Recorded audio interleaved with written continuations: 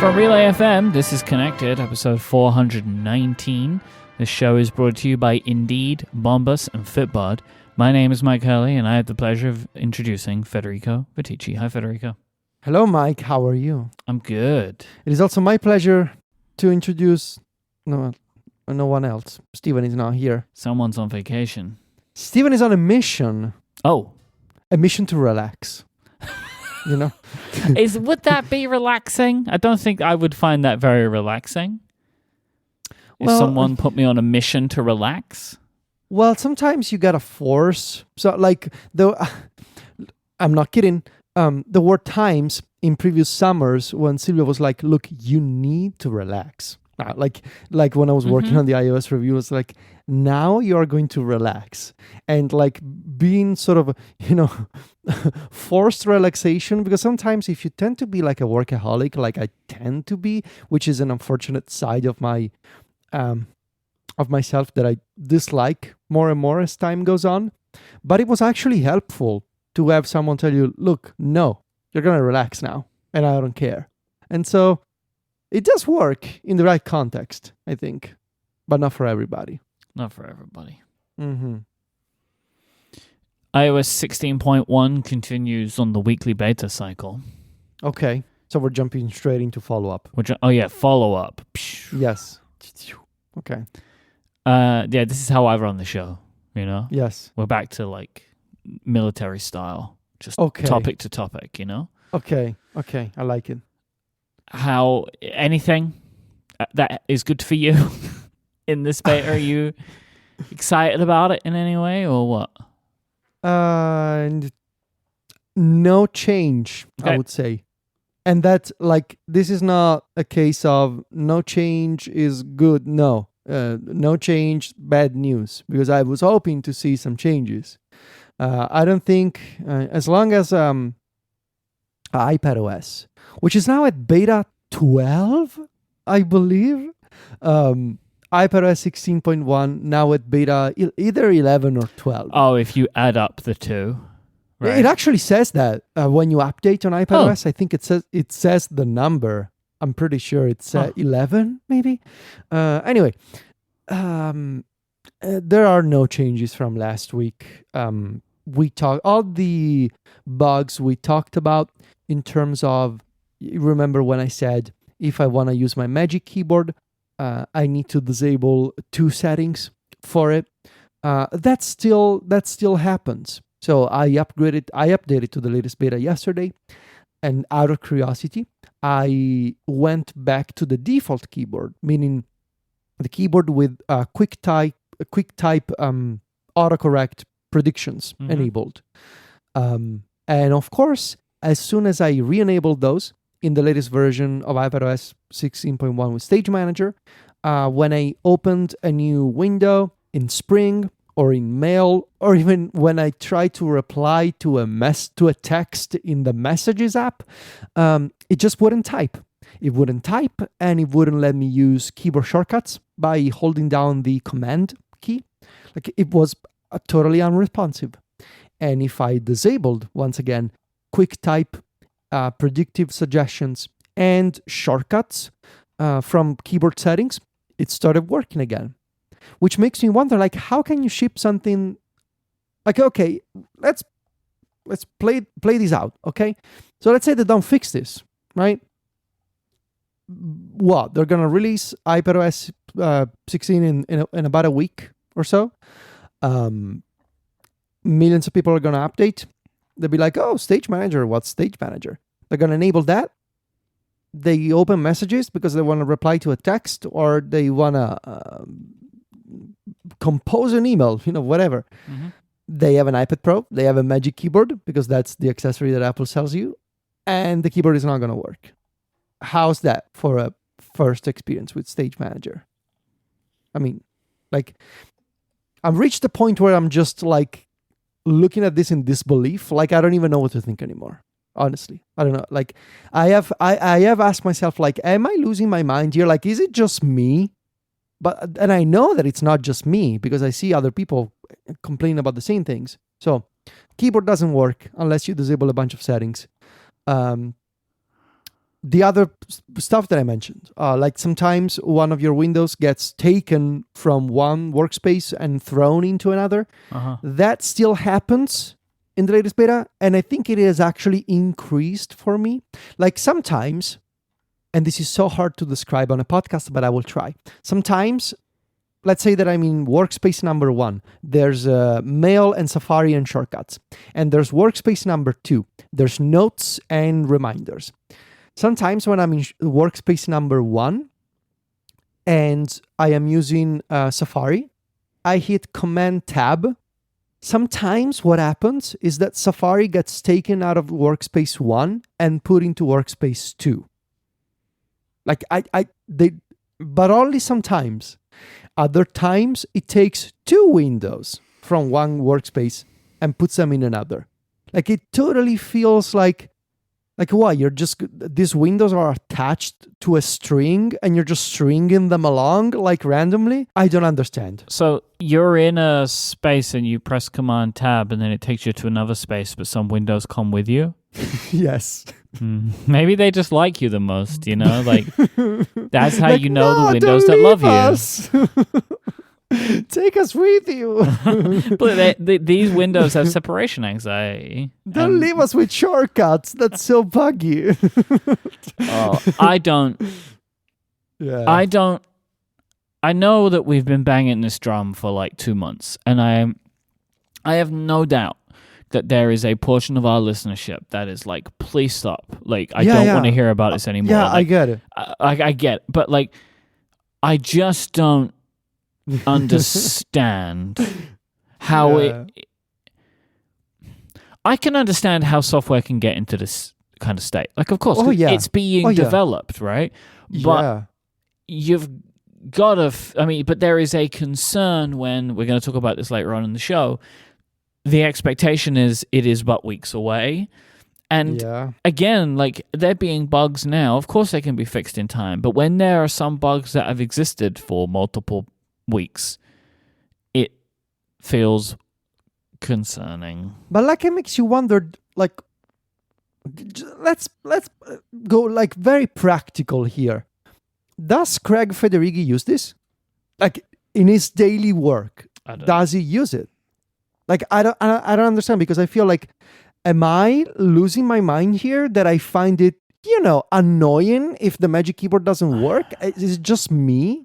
Like, I don't get it. I think that there is definitely a sliding scale here, because like, I have 16.1 on my iPad Air, and I use my iPad Air very infrequently, but I use it. I don't have any of these bugs because I'm not using it like you are. And that is not to say that they're not there, right? But I think that there could be a concern that it is not being used wide enough, yes. Because I would never know that these problems existed, because I never attach my 11-inch iPad Air to a Magic Keyboard, because I just don't use it that way, right? See, that's the thing. I honestly, because I also have the same setup. Again, out of curiosity, I was planning to keep my iPad Air on 15. But out of desperation, I guess, not curiosity, desperation was like, let me try Stage Manager on this as well, without a Magic Keyboard. And I'll tell you, without a Magic Keyboard, it's so much better on the iPad Air. But then I switched to the iPad Pro, the flagship device with the accessory. I'm not even using a third-party accessory, in which case you may have the argument of, oh, but you're using a weird accessory. No, I'm using the Apple one, right? And you would expect that this is the quote-unquote ideal setup that I have, right? Fancy iPad Pro, a Magic Keyboard, and it's so much worse. Like, I think it's so sadly ironic. It does seem like a lot of the issues that you're having are like external keyboard related. Oh yeah, big time. And it's so sadly ironic that I see the majority of issues on the best device that Apple makes, using their own arguably expensive accessory with it. And I mean, it's got the track, like, I'm not using a third-party trackpad, I'm not using a third-party keyboard, this is a Magic Keyboard. But how come, like, and again, it goes back to the question, like, is anybody using this? Mm. You know, for actual work? I'm not talking about like 20-minute sprint sessions to be like, oh, let me check my inbox and reply to my other fellow executives in the morning. You know, like, I mean, actually sit down with the thing for 2 hours, 3 hours, get real work done. How come are we still here in this predicament? I don't know. I installed 16.1 on my iPhone. Oh, it's so much better there, right? I mean, Yep. the iPhone is fine, I think. There was an app that I'm on the beta of, got live activity support, and I wanted to try it out. And it's really nice. Like, I'm really intrigued to see how widely adopted live activities are going to be. I think, especially with the dynamic island phone and the always-on display, it's actually a really cool feature because, you know, when I'm using the phone, I can just see it doing its thing in the dynamic island, and when the phone is locked, well, it just stays there on the always-on display.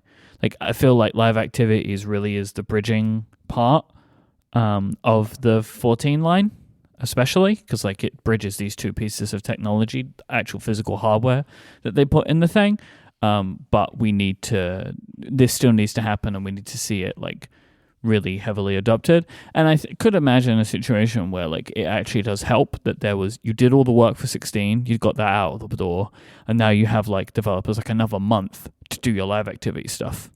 And, like, it may actually, I wouldn't be surprised if it would have helped a lot of developers and development teams find the time to fully integrate this thing.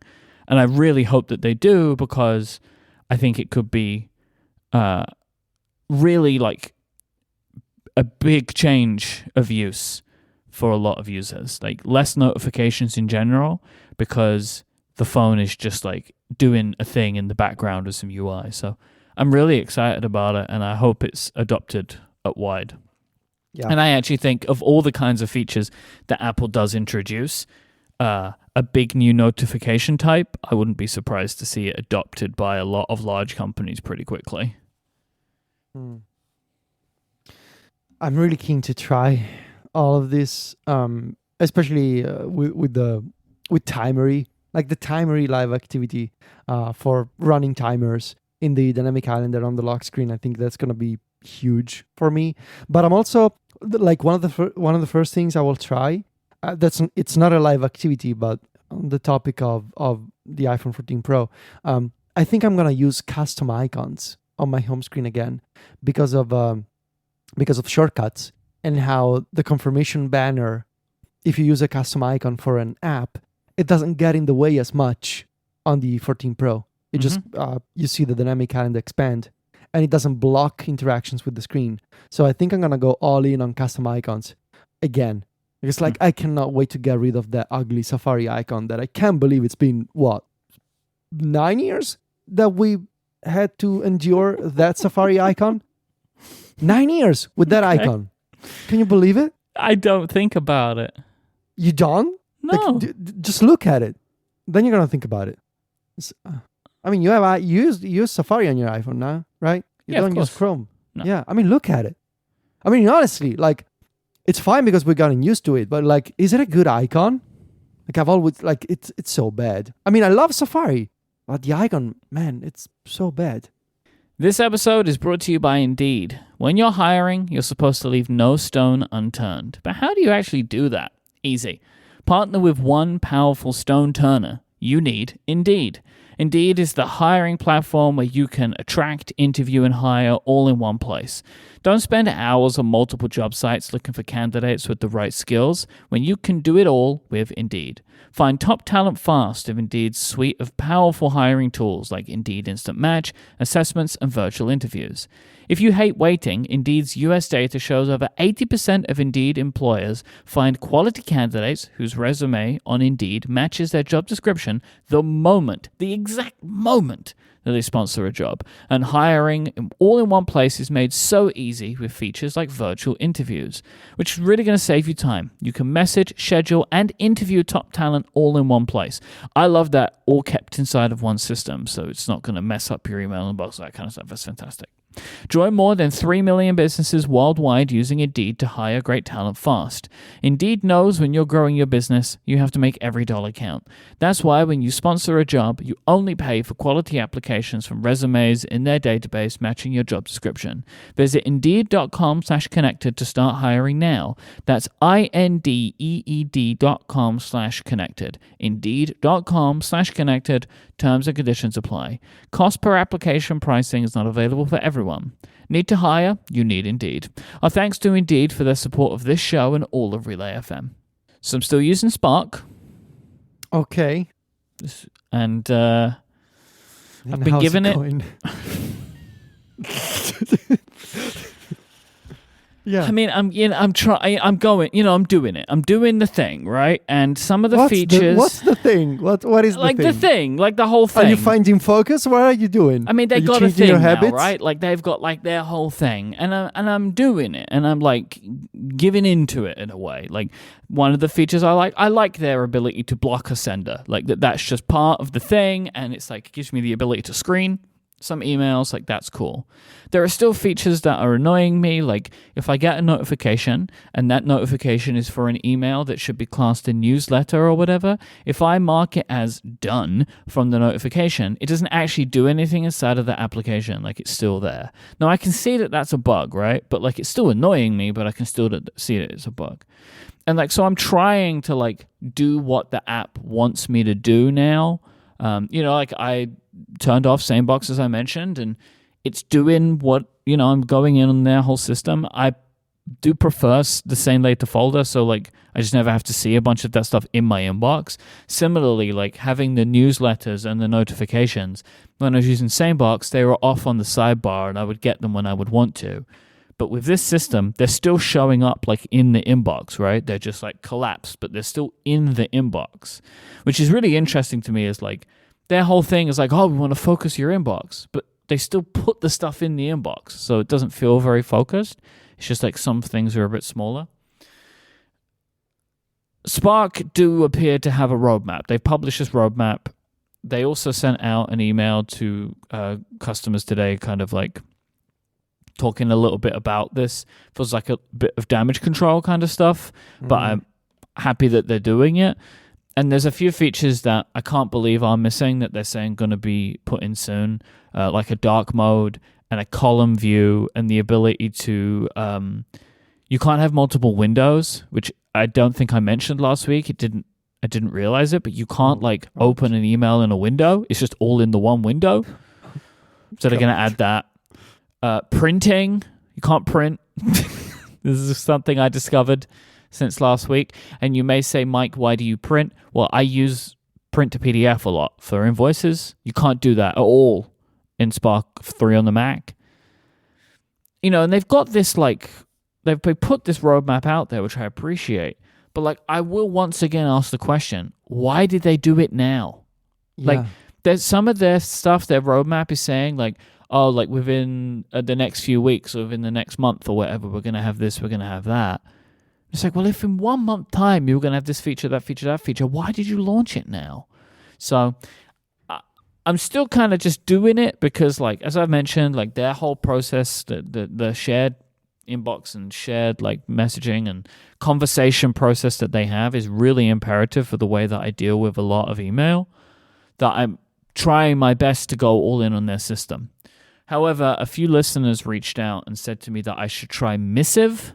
It's another of these applications. Oh, this looks really nice. I have yet to try it.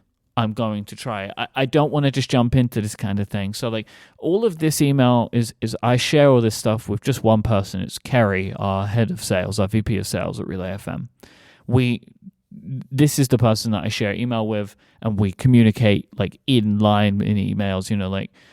She might be sending an email backwards and forwards. She shares it with me, says what do you think of this? And asks me a few questions. I answer those questions in line in the email that goes away. And I do the same with her. I'll share this thing, be what do you think about this? That kind of stuff. Missive does all of that. And also looks a little more traditional as an email app. Does. But Missive seems to lean into this is a sales tool. Yeah. Right? But that is what I'm using it for. But I like to use just one email app, so like I don't know what this is going to be like with all of my personal email as well, right?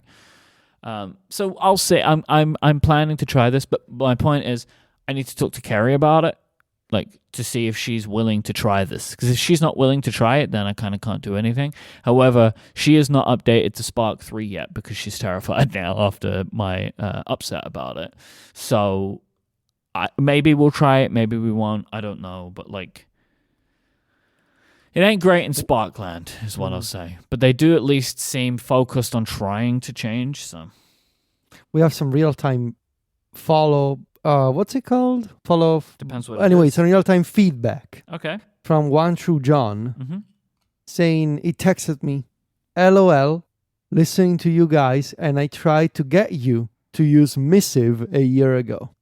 I remember John recommended Missive. I didn't listen. John was right all along. Well, I think at the time, Spark was doing everything we needed, and maybe Missive was a little bit like, I don't know, it seems a bit salesy or whatever. But yeah, it does have that sort of vibe, like, sales tools, CRM. But like that is what I need, though. Like that is what I'm using it for. So I don't know. I'm maybe gonna try it out. But that's just something that, like, if you're in the same boat as me, this is one to try.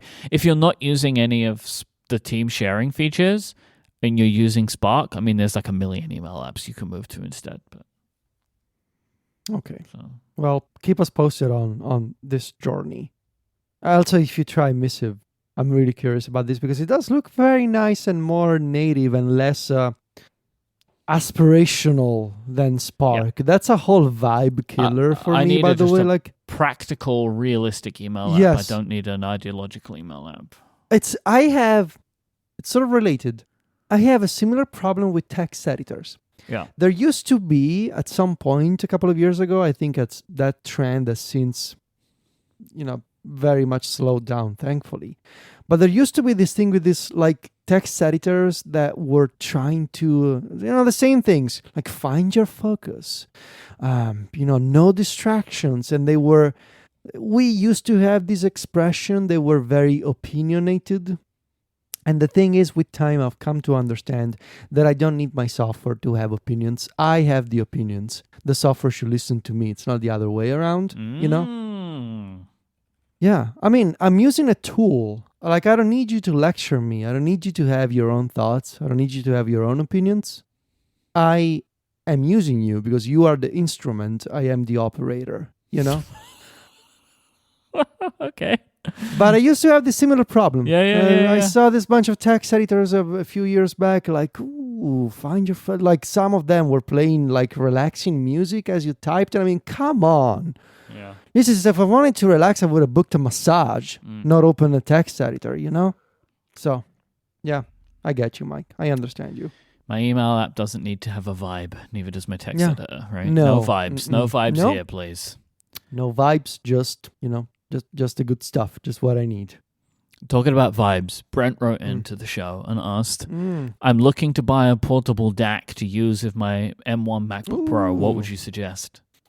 Okay. So, well, this is a complicated question because obviously we don't know anything about Brent. We know something about Brent. I think we know something pretty key about Brent.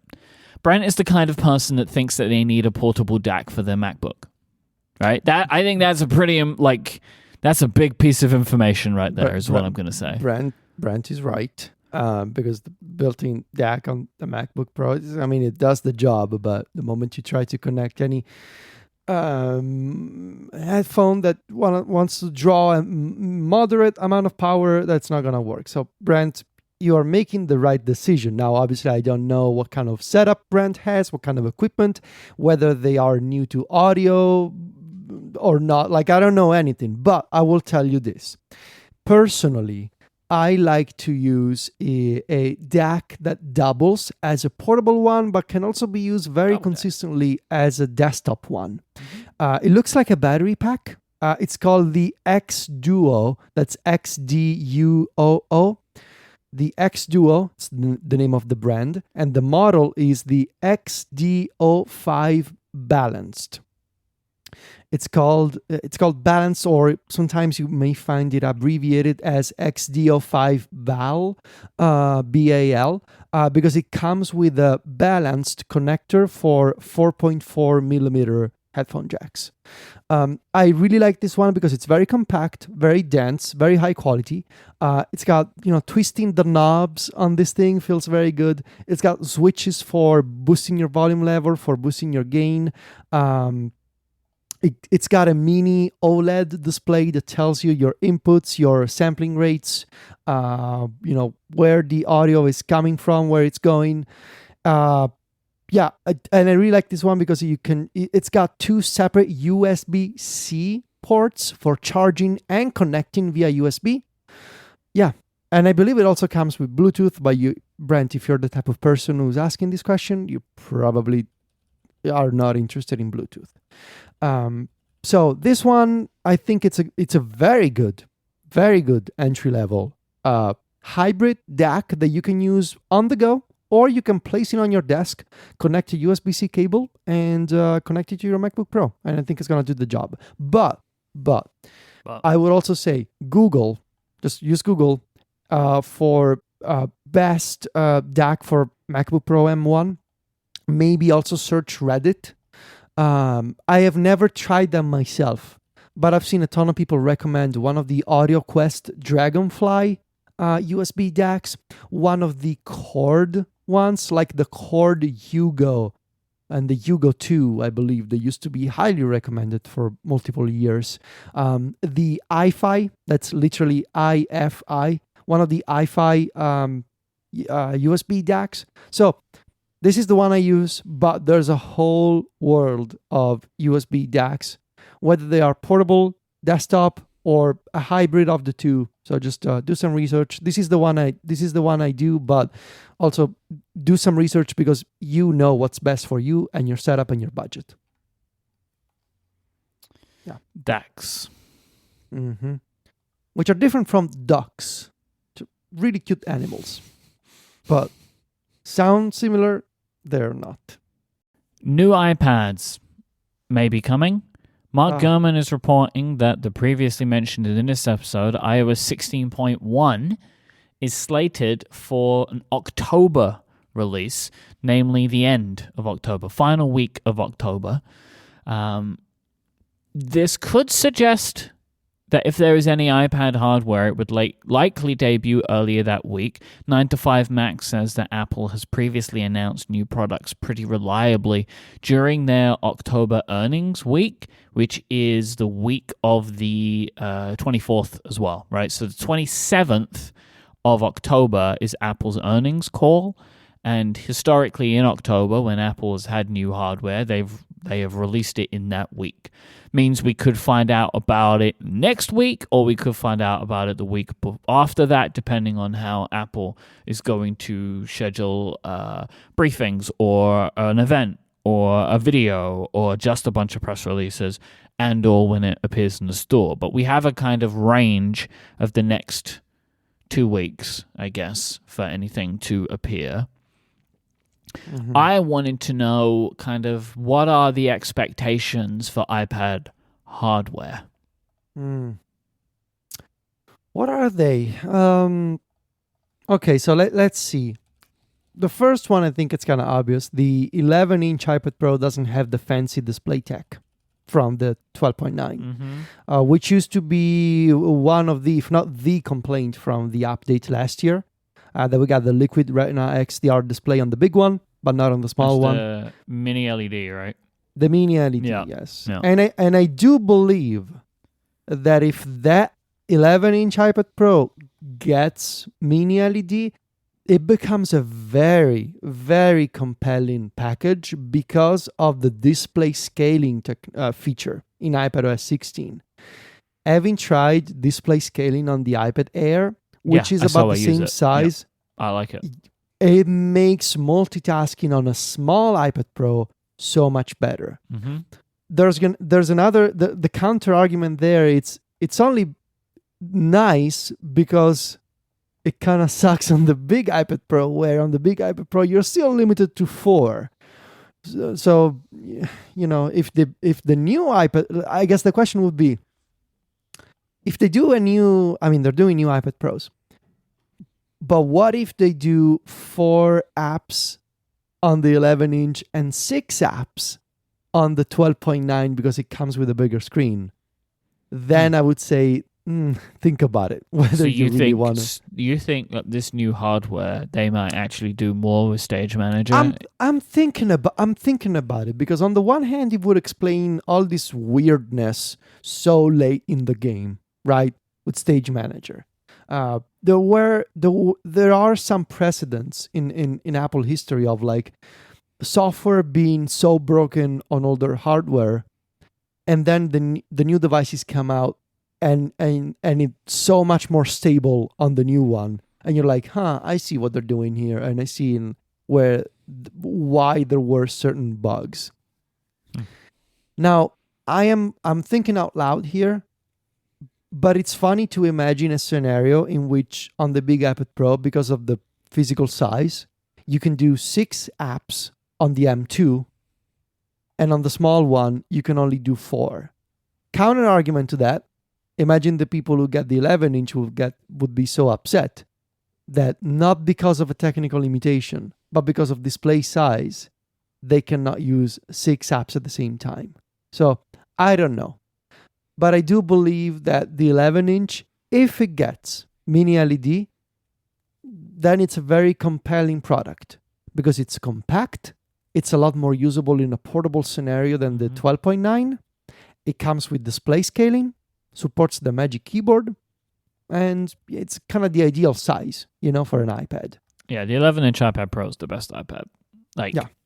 I think generally. But it has been held back by not having the best screen technology. Yeah. M2, that's kind of a given, right? They're doing the M2 on these new iPads. Why? Like, what does it mean for us? Nothing. Well, nothing, right? Most likely, right? likely. Considering the M1 doesn't mean anything. As soon as we got something where the M1 meant something, they went back on it. So now, right? because they were able to put Stage Manager, sort of, how do they call it? The single screen Stage Manager experience on the older iPads. Well, now we know that the M1 was not necessary for that. Yeah, the M1 is for the external displays, for the external right? display support. So, again, I could see another scenario in which M2 lets you do 6 or 8 apps on an external display. Right. And M1 lets you do 4. What else? There was the rumor of the MagSafe connection, right? Yeah. But it was not the good MagSafe. It was the iPhone MagSafe. So the rumor, according to Mark Gurman, and I believe Mark hasn't spoken about this in a while. Yeah. But the rumor, according to Mark, was that Apple was considering wireless charging via MagSafe on the back of the new iPad Pros. A bunch of problems with that theory. First one, why? Like, does it make any sense to charge an iPad Pro like that? Sure, it would free up the USB-C port. If you're at a desk and you want a fast charge, you're going to just stick a MagSafe puck to the back of the Magic Keyboard, I suppose, and use the USB-C one for external display, which, okay, that's one theory.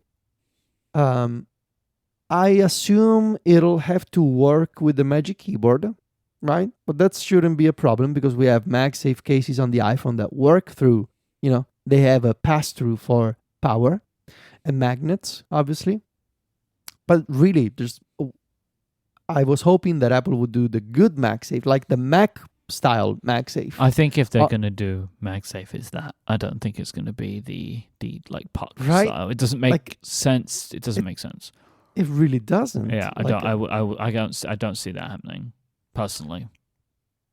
Perhaps more RAM, right? We have... How much do we have? 16? 32? We have 32 gigs on the iPad Pro right now. So maybe they're not going to do 64. That seems a bit too much. But honestly, like, I think if Apple is doing anything that may surprise us in terms of hardware, mini LED on the small one, and then I think we gotta turn our attention to accessories. Yeah, accessories. Yeah. Because I feel like it's been a couple of years, it's been 4 years since an Apple Pencil redesign, and it's been 2 years since the Magic Keyboard came out, because that was a pandemic product from the first lockdowns. Yep. And I kind of want to see it. Well, it's actually more than 2 years, and I kind of want to see Apple try something new. I think Microsoft just showed off that they're doing some pretty new and interesting things in terms of keyboards and cases. I mean, you know me, I'm gonna say that kickstands. Oh, jeez. I want to see a Magic Keyboard that has more viewing angles, that has a bigger trackpad, that has a function row. Like, I want to see Apple try something else. Yeah, I don't want to see them do anything with the Apple Pencil except add a button to it. I think they've kind of hit the perfect, like, this is how this thing should work, like charging on the side, like, it's perfect. I would like a function button rather than the tapping thing. I don't think that's where it worked out very well. But yeah, I would love to see them at some point have another crack at the Magic Keyboard. Like, how can you make it better, right? Like, as you just mentioned the keyways, right? Function row would be fantastic. Is it possible to put a larger trackpad on it? I don't know, but like, it would be nice if you could find a way to make it work. Like taking the cantilever approach and pushing it further. Can you? I don't know, but I wouldn't have imagined they would have been able to make it work the way they made it work. So I'm willing to be surprised. Yeah, if they want to fit a bigger trackpad and a function row, they probably need to redesign the whole thing. Unless you add another folding element, I guess, to the back of the Magic Keyboard. In which case you would have more flexibility in terms of the size of the base of the keyboard and the viewing angles. I don't know, but I think I would love to see Apple try something else. Magic Keyboard is fine. It's not my ideal keyboard. It gets the job done given the constraints. But what if Apple got rid of the constraints? That's what I'm wondering. And then I honestly, like, I don't know what else what else do I want from... I feel like what I want from an iPad Pro is not what I'm going to get with an update to this existing iPad Pro. Because what I want is a bigger iPad Pro. What I want is an iPad Studio that makes Stage Manager make even more sense on the iPad's display, that has multiple USB-C ports. I want to see Apple try that. And what we're dealing with here instead is an update to the existing form factor. It doesn't even sound like Apple is going to redesign these iPads. So, I mean, a second USB-C port would maybe be nice. But if you ask me, what's the single thing you would be so excited about in a new iPad Pro? I would say maybe even more apps in Stage Manager, but like, practically speaking, a brand new Magic Keyboard. And maybe, I guess one thing I would say is make it lighter if you can. That's always going to help, especially with the big iPad. Yeah. Reduce the size of the bezels, perhaps. But otherwise, I don't know. Because what I want is a bigger iPad. Yeah. I kind of feel like in this current design, the 12.9-inch iPad Pro is, that's it. That's what it is. That's what it can do. But hey, that's why I don't work at Apple's design team. Yep. They can think about these brand new ideas. I cannot. I would, as a very simple one, I would like to see the camera move to the long edge. Oh yeah. Yes. Good call. I wouldn't even say I want to have both Touch ID and Face ID, because I think Face ID is fine on the iPad when I'm working on the iPad and it's on my desk. The moment I open it, it unlocks. It's fine. Like I don't need that. Better speakers, sure, why not? Longer lasting battery, sure, why not? Yeah, they're all the basics, right? But they're never not never. I don't imagine them changing the battery life. It's been that 10 hours forever, right? Like since the original one, they've just always aimed for that, and it's good. Like iPad battery life is generally good, but yeah, they go like listing the things now where it's just like all of the stuff, make all of the stuff better, right? Perhaps if they do MagSafe, it would be nice to see like the real good fast charging on the iPad Pro, like the 96 watt fast charging, like on the 14-inch MacBook Pro. And that would be a benefit of going the Mac route rather than the iOS, the iPhone route. Yeah, exactly. But yeah, I want to see what they do. Especially in terms of accessories, that would also explain. Here's my other theory. If they are doing new things in terms of trackpads and keyboards, maybe it would also explain some of the weirdness that we're seeing lately, like what we were just discussing a few minutes ago. Yeah. Right? I can see that. But I don't know, because I was talking about this stuff with friend of the show, Steve Trump-Smith, of course, and Steve suggested that this is maybe a bigger issue than just, an accessory, because it does seem like iPadOS at the moment is all kinds of weird when it comes to actually registering system events like touches and drags and that's good. Long presses. That's what you want.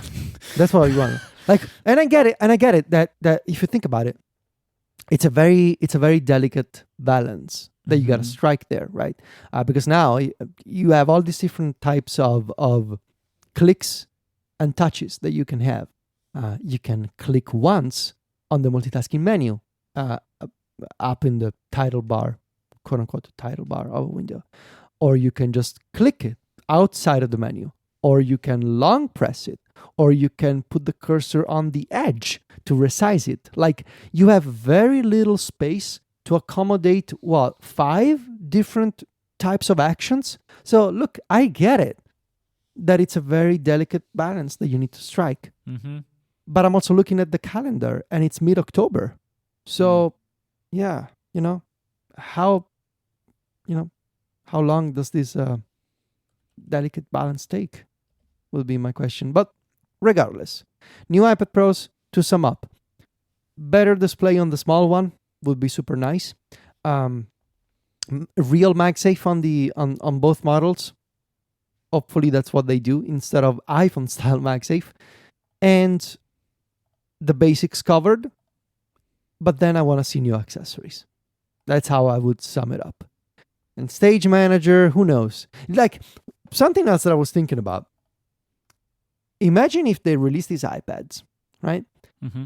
And it turns out Stage Manager is super stable on these iPads. Now, there are there are many underlying design issues with Stage Manager that are worth talking about, which I will. But imagine if Stage Manager turns out to be the most stable it's ever been, only on new hardware. And on all the hardware, it sucks. That would be awkward. Right? I mean, or there's like... It probably feels like just like blind hope at this point that like there's like another version that they'll eventually merge in and it fixes everything, and the reason is because they were doing some new stuff. But like that kind of thing at this stage, I feel like that just sounds like a desperate man's wish. Yes. Look, and I am a desperate man. Yeah. Wishing. Yeah. So yeah, like I am at that point of my extended summer, if you think about it. A summer that lasts through October. This is what they meant for climate change, by the way. Just longer exactly beta release times. Yeah, this is exactly why they were warning us. Yeah. Didn't know that. Yeah, so we'll see. Maybe we'll get an announcement of some kind. I mean, they're not doing an event. I have to assume. Well, right? it seems like it. We don't know the answer to that, but it seems like it. Seems like it. There's been no movement on that front in terms of rumors. Only Gurman sort of speculating / thinking out loud maybe that they're gonna do press releases. So maybe they're gonna do press releases next week or the week after that, and we'll know. But otherwise, I would expect these iPad Pros to be a relatively minor spec bump. This episode of Connected is brought to you by Bombas. Bombas' mission is simple: to make the most comfortable clothes ever and match every item sold with an equal item donated. So, when you buy Bombas, you're also giving to someone in need. Bombas designed their socks and shirts and their underwear to be the clothes that you will want to put on every single day. Everything they make is soft, seamless, tagless, and has a cozy feel. There is a pair of Bombas socks for everything you do. They come in tons of options, like comfy performance styles made with sweat-wicking yarns to mean that your feet will stay cool while the rest of you is working up a sweat. And their no-show socks are designed for comfort while being specifically engineered to never fall down. So you can let your ankles be free to soak up any sunlight and also be ready for the workouts that you want to be doing. Bombas t-shirts are made with thoughtful design features like invisible seams and soft fabrics with the perfect weight so they hang just right. And their underwear is breathable, fits well, and has a barely there feel to maybe make you forget they're even there in a good way. I absolutely adore Bombas socks. I just bought a bunch recently to just continue getting rid of all of my other socks from my sock drawer, because as soon as I went to Bombas, I didn't want anything else. And so I'm replacing all of them. I love the seamlessness, how seamless they are with their seamlessness. That's good. I find they're very comfortable because in other socks, it just doesn't feel right to have those seams. They never seem to be where I want them to be. The seams are never where I seem to want the seams to be. Anyway, did you know that socks, underwear, and t-shirts are the 3 most requested clothing items at homeless shelters? That is why Bombas donates one for every item that you buy. And so far, Bombas customers like you have helped donate over 50 million items of essential clothing. Go to bombas.com/connected and use the code CONNECTED for 20% off your first purchase. That's bombas.com/connected and use the code CONNECTED at checkout. That is bombas.com/connected, the code CONNECTED. Our thanks to Bombas for the support of this show and all of Relay FM. Federico, do you have AirPods Pro 2? Yeah, I do. Okay. I do. But I think you have more thoughts about them than me. Yeah. Because I haven't used them outside as much in terms of noise cancelling and whatever. Okay. Yeah. Mm-mm. Why? Because I've just been so busy buying furniture and talking to people and finishing things around the house. Right. And when I'm not, I'm usually writing. And when I'm in the writing stage, I find it difficult to listen to music. And obviously I cannot listen to podcasts when I'm writing. So, yeah. I assume, like me, you can't listen to music with words in it, right, if you're writing? Nope. Yeah. Nope. Sometimes video game soundtracks are good. Just instrumental things are good. But yeah, I've been using them. Otherwise, yeah. Okay. Just I have a few thoughts as well. All right. Well, I use them a lot, and I've been using these every day for the last week, maybe. I wanted to try out the extra small ear tips. Like, I was intrigued about those to see if they would be not necessarily more comfortable, but I've spoken about this before. The left AirPod for me always falls out. I don't know why this is. I've always had that issue with in-ears. The left will at some point just fall out, or it will start to come loose, and I have to adjust it.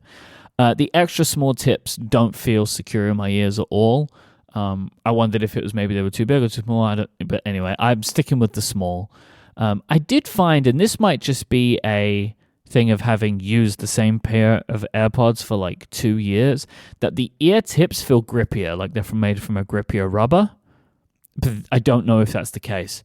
Similarly, speaking of case, the new AirPods Pro case feels heavier to me. I didn't weigh them. It feels heavier, though. I do like the new case. I like the audio sounds. I like the charging sound, especially. You know, you put them on a Qi charger and you know they're charging because it makes a little noise. I like that. I have noticed that the AirPods case makes a noise sometimes when I put the AirPods in them. I haven't worked out what that means. Maybe it means I need to charge it. I'm not sure. I've yet to kind of work that one out. Neither have I looked into it. I'll leave it a mystery. Also, the case, I like that it has the U1 thing, like with the Find My. Like, I just like that it has that. I like that you can make it play a sound. All around, great improvements to the case. They've put that little lanyard thing there. You've seen that, right, Federico? The little thing you put a lanyard through. I saw online that they're using that as an antenna. I think that's why it's there. They needed a metal antenna, and so they were like, what can we do here? And they decided to put the lanyard thing in. Because I always thought that was weird. It was just like, that just seemed like a strange thing to add. But I think the U1 chip uses that metal area as a antenna. So, interesting. That makes sense. Okay. I've noticed the audio sounding immediately different. Even with podcasts, sounds better. It feels like the bass is stronger. Like, I noticed this on people with deeper voices. Like, that it just sounds better for that. However, I have noticed, like, with some videos that I watch, like, I watch some video podcasts where they have a tendency to bang the desk. Way more distracting because it's picking up those frequencies more, which I just found was like a funny thing. I was like, oh, this is weird, but it does it. The noise cancelling, much stronger. Yes. Now, it does not feel comfortable for me to have noise cancelling on with no audio playing. Like, it feels too strong. If I'm listening to audio, not a problem at all. But if I, like, pause the audio and on noise cancelling, I feel the noise cancelling in a way that doesn't feel particularly comfortable for me. The active transparency mode, I have yet to experience this in any way that I feel to be what they're talking about. Maybe I just haven't hit it yet, but like, you know, I've been in some areas where I feel like this is loud and nothing's changing. So I don't know if maybe I've just not experienced the right volumes for that, but I'm sure it's there. But transparency mode is always great. Still sounds fantastic.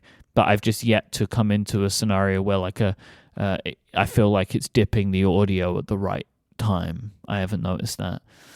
The volume adjustment is taking me some time to get used to.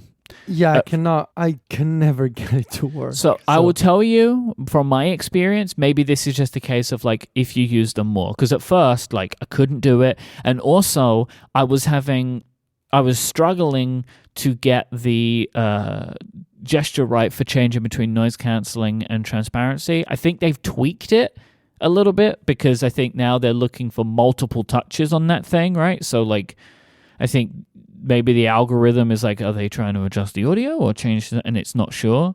But over the last few days especially, I'm noticing much better success with both of these, and I think that's just a muscle memory thing. So like I've now kind of worked out the exact way in which I need to place my fingers to get the volume adjustment to work. And so now I'm on it. I love it. I love that I can change the volume now just using my fingers. One thing I've noticed, doesn't do well with wet hands. Don't know why. But the noise you can still do the change to noise cancelling, change to transparency easy. But like if my hands are wet, like I'm doing the washing up or whatever, it doesn't do a great job with the volume. Maybe it's the swiping gets in the way. It's like a funny thing, but I do really like it. I really like that it's there.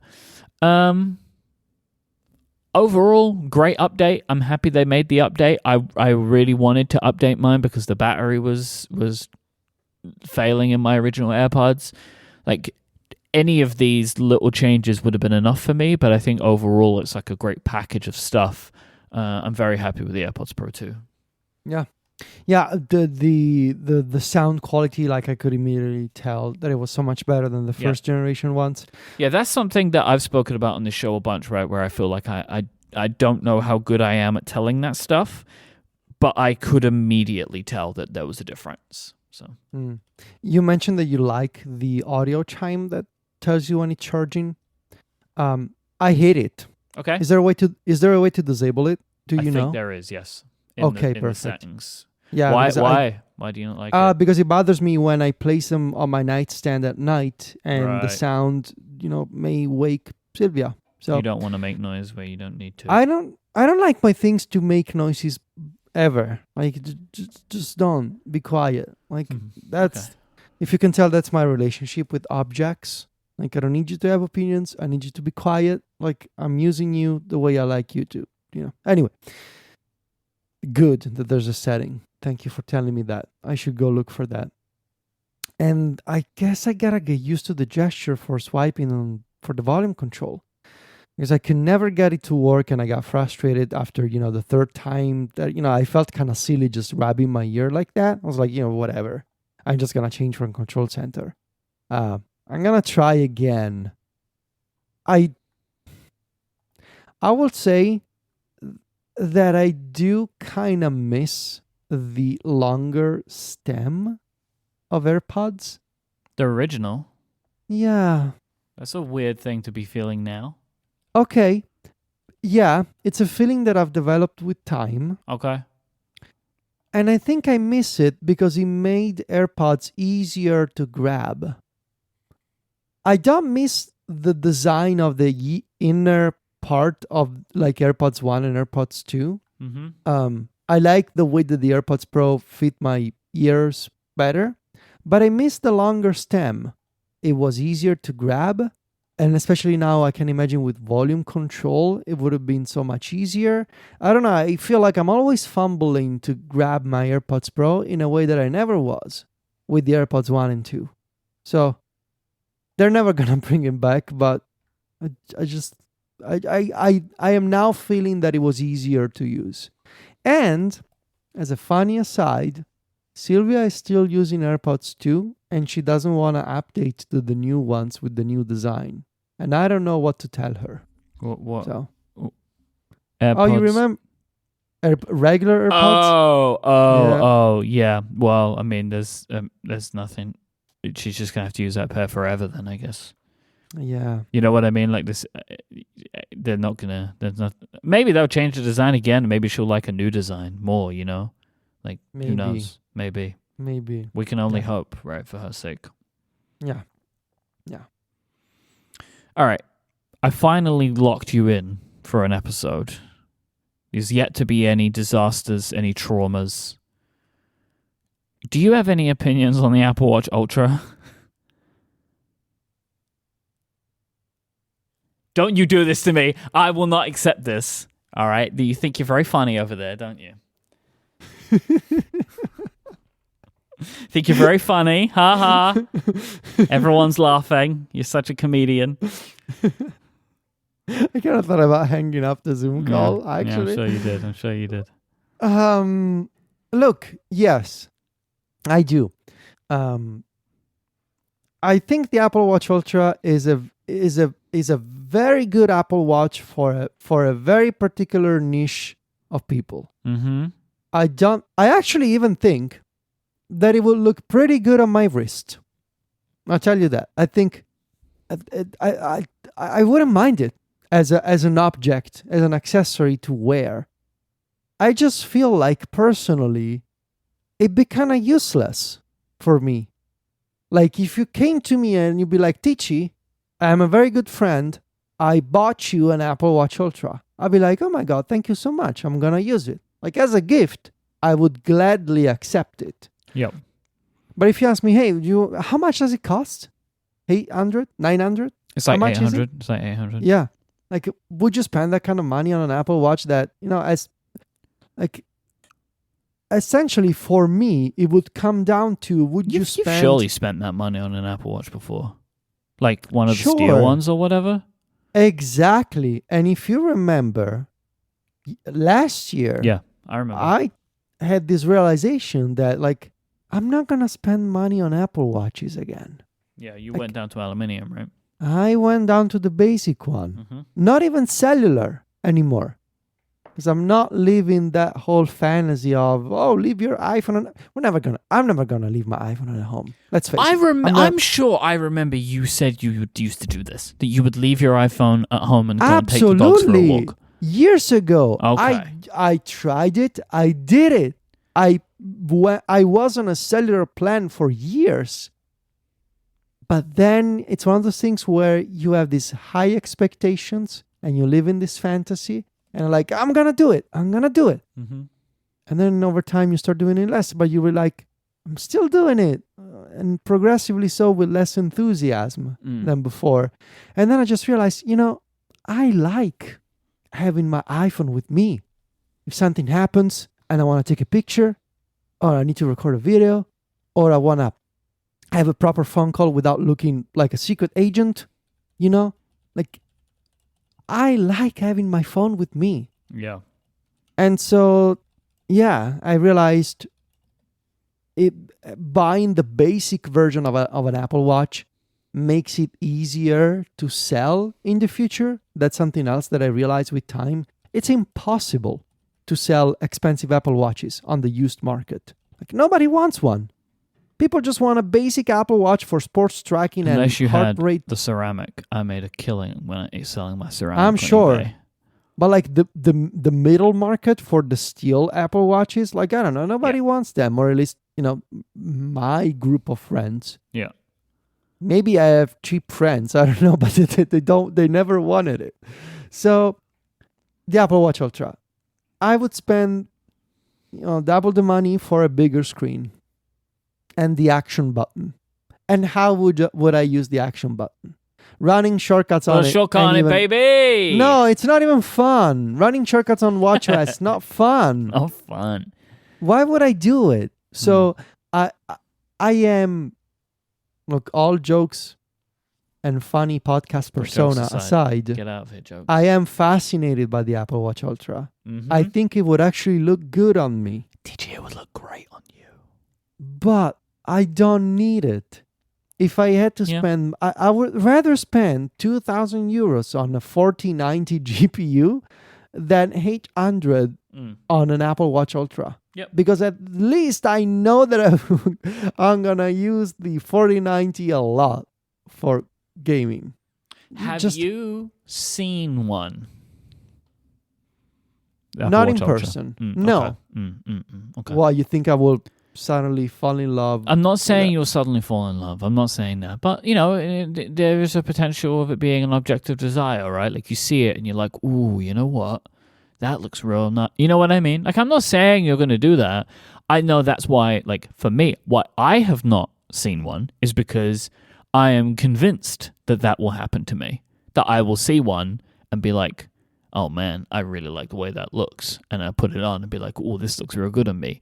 And then I will buy one. Like, that's what I imagine will happen, which is why I have avoided Apple stores and will continue to avoid Apple stores for the foreseeable future for this reason, because I don't want to do it. So I'm not saying you will do this. I'm just saying I could imagine there is a possibility, right? Because sometimes it's just like it's a fashion thing. You go, you see a thing you like, you're like, ooh, that would look good on me, and then you buy it, So I just wondered if you'd seen one. I haven't seen one.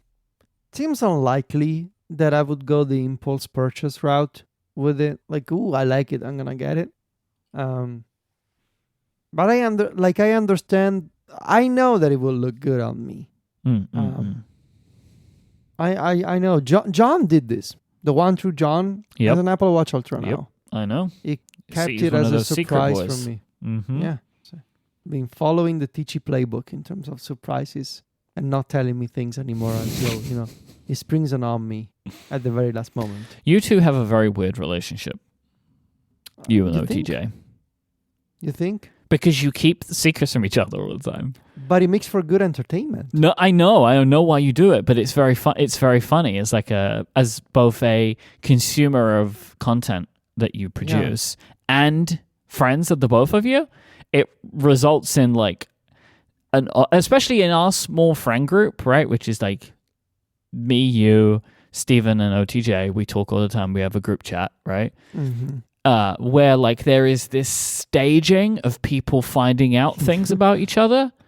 So like the other day, episode of Mac Stories something came out, one of the expanded universe of products, and might have been App Stories actually. And then Steven sent a text to the group and he's like, "Oh, OTJ," and I'm like, "Oh, what did he do?" So then I had to then go, to the podcast and like listen to the segment and then find out that he bought an Apple Watch.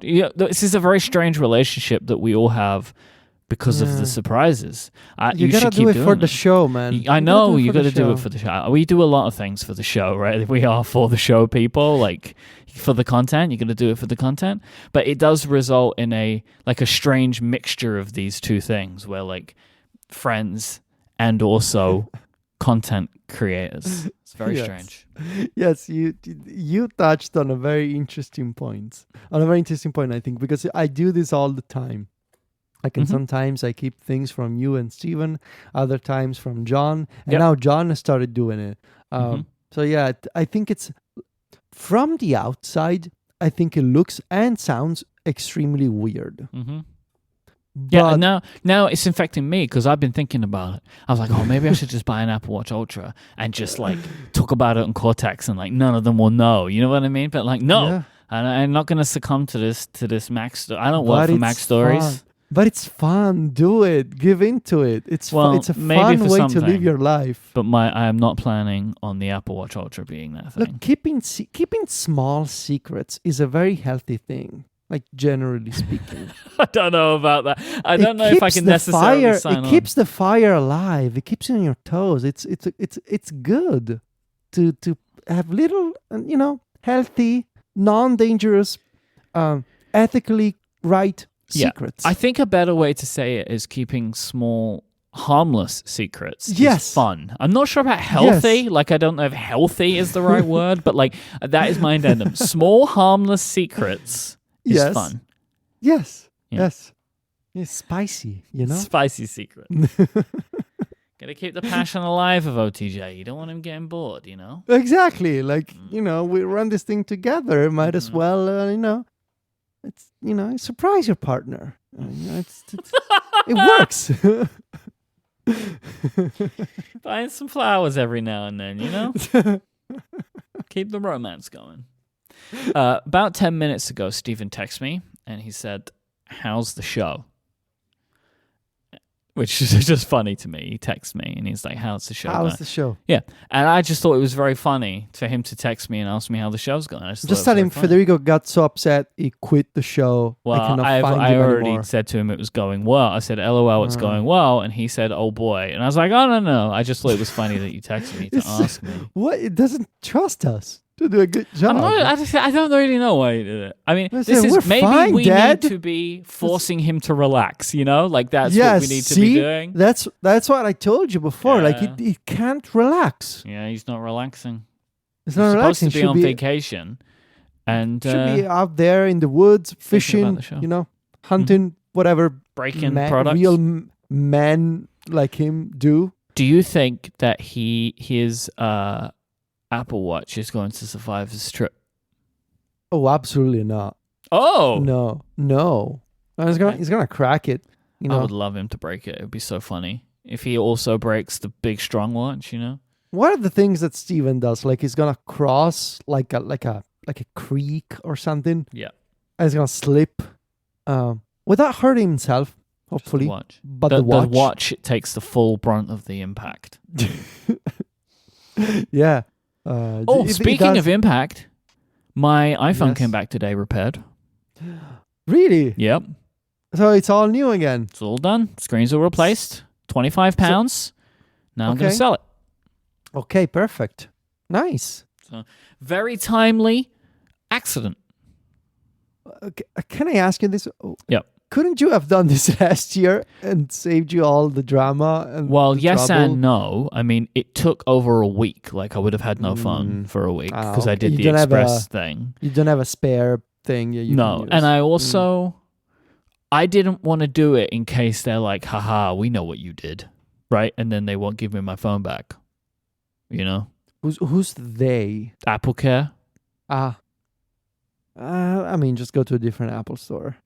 I mean, I ended up just doing the thing. I don't know if you know about this. It's called Express Replacement, where you do it all online and they just mail you a box and you just put the thing in the box and send it back to them. Okay.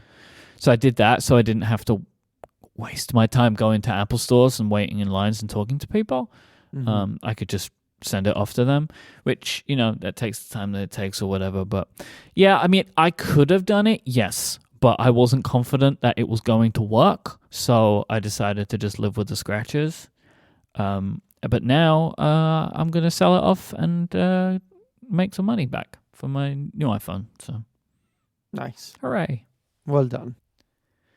This episode of Connected is brought to you by Fitbod. Between having to balance your work life and your family life and everything else going on in your life, it can sometimes be hard to make fitness a priority. What you need is a program that works with you and not against you, and that's why you need Fitbod. For me, and I would suggest for you too, trying to compete and do what other people do when it comes to fitness does not work for me. When I was able to find my own path in fitness, that is when it has stuck in my life. And Fitbod put me on that path and continues to be a guide for me. With Fitbod, I feel like it is learning about what I'm doing. And I know that it is. Fitbod has a really smart algorithm. It's whether you work out twice a week, twice a day, no matter what, it learns from what you're doing and plans out your next workout to be even better. It tracks your muscle recovery to balance your exercises, so you're not doing the same things over and over again. And this is good for two reasons. One, you won't get bored, and two, you're not going to overwork any muscles or areas of your body because it's finding that balance. This is when fitness can stick, when you're going to see the results that you're looking for because you're going to find something that is for you. And Fitbod uses a ton of data that's super smart to create and adjust a dynamic fitness plan that you will have access to from anywhere in their awesome app so you can make progress on your goals whenever and wherever you want. The app is really easy to use. It's got a great new design. It features HD video tutorials shot from multiple angles, so everything you're learning is a breeze. And it also integrates with your Apple Watch, your Wear OS smartwatch, and with apps like Strava, Fitbit, and Apple Health to help give you that full picture of your health plan. Personalized training of this quality can be really expensive, but Fitbod is just $12.99 a month or $79.99 a year. Plus, you can get 25% off your membership by signing up at fitbod.me/connected. So go now and get your own customized fitness plan at fitbod.me/connected. 25% off is available to you at fitbod.me/connected. Our thanks to Fitbod for their support of this show and Relay FM. Federico, did you pay any attention to the Google Pixel event last week? You don't need to have. I didn't watch it. I just watched a bunch of videos afterwards. No, but I skimmed the headlines in my RSS reader. As one does. So I am somewhat familiar with the gist of it. Mm-hmm. Talking about headlines and just where I've gone to The Verge now. It's where I'm going to be putting the show notes link in. I'm going to say I really like The Verge's new design. It took a bit to stick with me, but I really like it. I know it's divisive and I understand why, but I just want to go on record and say I like it. And I really like their little story stream thing where their writers just get to say, like, basically do tweets. I like it. I think The Verge, what I'll say is I think The Verge's website now is way easier to navigate than it used to be. Like, whether you like the fonts or not, like, they actually just have a list of stories. They're not, like, broken down into weird categories or anything anymore. I just want to put that on the record. You don't need to disagree with me because I know most people in our corner of the internet don't like it. I just want to put out there into the world that I like it, you know, because I just want to be that voice, you know. Okay. So that's out Good there. for you. Okay? Yes. Thank you. Okay. You know what? Thank you very much. If Google's you like it, great. Okay. Pixel tablet, which they pre-announced in June, have mentioned again in September, October, which is still not coming out until 2023. Oh, God, why? Which is a very funny, like, they just keep talking about it. It's going to have a feature which is so good. They are going to have a speaker dock that you can put the tablet on, and it becomes a Google Nest Home hub. We were just speaking about new iPad accessories. I kind of want this, but it's a HomePod. Yes. Can you do Apple? Can you do this, but it's a HomePod, please? Well, I mean, what I want them to do. I mean, honestly, this is something I want. Me and Jason have been talking about this for a while anyway. Like, I want Apple to really lean into this stuff, and like, it's HomePod audio, but with a new home design. Right, that integrates the Home app and widgets, right? Like, it's a Home OS, right? It's like a whole new thing that I really hope that they're doing, that there's been rumors of. Mark Gurman spoke about it a few times. Different devices, like there's like a HomePod with a screen and also an Apple TV with an integrated HomePod and camera, right? Like, like a full-on thing, which all of that sounds awesome. I want them to do it. But this thing from Google is, I think it's genius, right? Like, it is such a smart way to get people to be interested in this product. Because now I'm like, do I want that? Maybe I want that. Because with our new friend Matter, having a product like this can be way more easily integrated into your existing smart home setup, right? You don't have to be like, oh, I'm going to be all in on Google now. No, if you've got Matter products, well, you can just now bring this in, and now you can have this really cool, like, home hub thing, and it's going to work way better. Because, and the reason I say this, we are big Echo Show fans in the Hurley household. It's a good thing to have like a screen that has your timers on when you're running them, and we really like the digital picture frame kind of aspect of it, right? But we have one of the old Echo Shows. We have like the Echo Show 10 from a few generations ago, and now the Echo Show 10 is this like iMac G4 thing where it's got like a big cylinder and the screen is on an arm and it moves around, and that's more than I want. It's like way too involved. Like I don't want that. I just want something that is more just screen, right? Like more compact, but still the same kind of size. Because they make an Echo Show 8, but I don't want to go down to the 8-inch because then it's smaller. I like the size. But this is like, oh, okay, that is a 10-inch screen. Looks pretty nice. And like the dock part of it is small and the screen is still low to the ground. And it's not like built around the idea that I'm going to be having video calls on it. That's why the Echo Show 10 now has that arm. So like if you're doing video calls, it like can follow you around. And that's great if you're the one person that uses the Echo for video calls, right? But like I'm not that one person, so I'm not interested. But this product is like, I think I might be a little more interested as like a thing that could integrate into my smart home, and I could use like the Google Home app, which I think is the main thing on the Nest Hub or whatever it is going to use. I just think it's a very cool idea. I don't expect it to be a good necessary like tablet for me, like specs wise or OS wise, but as a product, I think it's kind of cool, right? I kind of love this. Right? I really like this. I think it's super clever. I think they have gone from the original announcement to this announcement of like, why on earth are you doing this, Google? This seems like a pointless endeavor, to, you know what? That's really smart. You know what I mean? And so now I'm like looking at them and I'm like, huh. So somebody over there has got their head screwed on, right? Like you, yeah, because someone, like, this is smart. Yeah, because you are effectively finding a whole new purpose for a tablet in the home. Yep. Without changing the nature. This is exactly like, you know, I'm going to bring this up. This is exactly what I mean about the iPad and the modular nature of a computer. Yeah. Like a modular computer, you can fit it into different contexts. This is exactly what I mean. Like it's still the same tablet. It's still that device. But if you attach it to this other thing, it kind of changes completely what it does. Mm-hmm. I think it's so clever.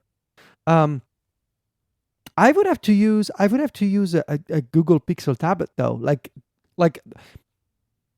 because we are gonna be in the market for all these things soon enough. Yep. Right. Once we're done with furniture, we're gonna take a serious look at like, okay. And you're going home. into like smart home at just the right time. Like just the right time. And like new house, like I'm starting fresh. Yeah. All right. And like, I'm gonna be this taking is a like look. the world of smart home is about to go bananas with this Matter stuff. Like we're going into like a whole new. I will just say I give a bit of follow out to upgrade this week. I looked into Matter because it's just standardized a bit more. There was some stuff that I fundamentally did not understand about Matter, which I do now, which has made me even more excited about it. So if you're keen, I would recommend you go and listen to that. Awesome, will do. It's still in my queue. Thank you. I was catching up on my upgrade backlog. You don't need to do that, but I appreciate that you do. Oh no, I like it because it's like I find it very relaxing to listen to you and Jason, because I haven't seen you guys this year. That's so, true. Yeah. Or not just this year. It's been many years now. Yes. So I'm kind of in love with this. But see, the thing is, okay, let's say that I buy this. Yeah. But then I end up with a Google Pixel tablet. What am I gonna do with it? Well, I mean, its primary use will be to be your home hub, right?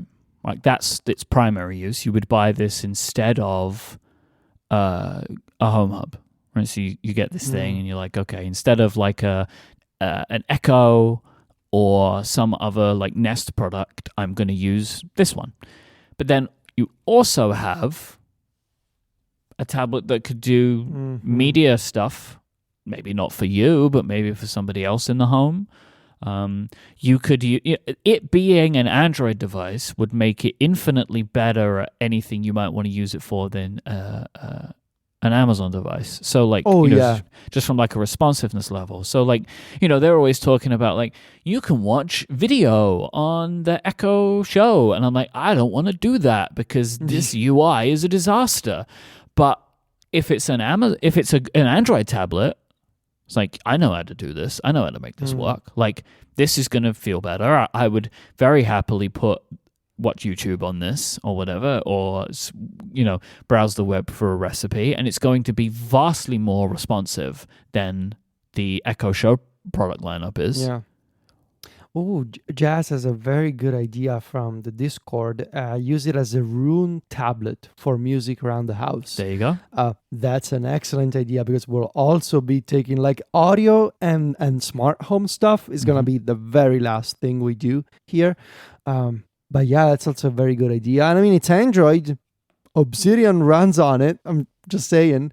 But see, I mean, ideally the dream, right? The dream would be that you have an iPad and you place it on a HomePod dock. Yep. And when you do, the iPad switches to a specialized UI, sort of like CarPlay, but for the home. Oh, yeah. Yeah. Like imagine that. Mm-hmm. And then you grab it and off you go. It's an iPad again. Are they going to do it? I really feel like they should. I think they're going to do something. I don't think it's going to be soon. Wait a second. Wait a second. Okay, big Galaxy Brain time. Give it over here. Mm-hmm. Just a few minutes ago, we were saying they're never going to... Why would they do the iPhone-style MagSafe on the iPad? It doesn't make sense. Mm-hmm. But it does make sense if you're placing the iPad on a dock like this. We'll see. I mean, they've got like 2 weeks to surprise us. Otherwise, Google's just got itself 2 new customers, sometime in 2023. I mean, and all of this works with Matter, you said. Yeah. It should do. I mean, Google's Home app is a Matter controller. And like Apple's Home app is. And so anything within the Matter system will be able to be controlled by this device, yes. Oh, this is so exciting. Like I'm going to buy all new lights compatible with Matter. All Philips are updating all their hubs, so that's all going to work. Excellent. So you're still going to need a hub, but that's going to happen for Matter. For Philips, you do, because of the way they use their stuff, but you don't need Matter hubs unless something like if you have a lot of Thread devices, you might need a Thread hub to connect that, because Thread doesn't talk to the internet, and like it doesn't have networking. It's like radio, so it has to have some kind of networking component. But a Thread, like just one hub in the house for your Thread devices, could make it work. But if you're buying all new stuff, you could just get all things that are Matter certified, which can be new and old products. Like a bunch of devices can be and will be updated to support Matter. You don't have to buy all new things. So Philips are updating the firmware on their hubs, and all of their devices will be Matter compatible. Okay. So Google Pixel tablet. Let's see what Apple does with their new ones. They're not going to do this. I'm convinced. I will be willing to put money down on this. Like maybe they'll do it in the future. It's not going to come in the next month. Yeah. Because I just think that they would do it as part of a broader strategy, which they don't seem to have right now, but maybe could be building. Is that concerning? That they No. still don't have one? No. No? No, I'm not concerned because I feel like they are turning their attention back to it, and so that's to me fine. If they weren't in the Matter Alliance, I would be worried. But they are, and they are contributing quite heavily. And so I'm not so concerned about their home strategy because whoever's running Apple's home strategy considers this to be important, like being in Matter is important, and it is. So the fact that they have realized that and realized that so much that they actually help form the whole thing makes me feel comfortable that they are willing to compete. Because that's what this is going to do. Matter is going to have to make people compete. Because it's still not going to make sense to have, it's not going to necessarily make sense to have a HomePod anymore because, you want to have a home hub as well as having the audio. Well, no, you don't even need that. You can use anything. So yeah, you can mix and match things. Yeah, way more. So I think it's going to accelerate development in home automation gear and like smart home gear. At the same time, competition will increase and development will increase. So I'm pretty bullish, as I would say. Very nice. All right. I think that's it for this episode of Connected. I would like to thank our sponsors of this week's episode, Fitbod, Bombas, and Indeed. If you'd like to find Federico's work online, you can go to macstories.net, and he is at Fatici, Viticci. I am at Myke, IMYKE. Stephen will be back next week. We wish Stephen a very happy rest of his vacation, and we put into the world, Stephen, we force you to relax. Okay? So, no more texts during the show. Although, he's only got like a minute more and he's not going to hear it. But nevertheless, doesn't matter.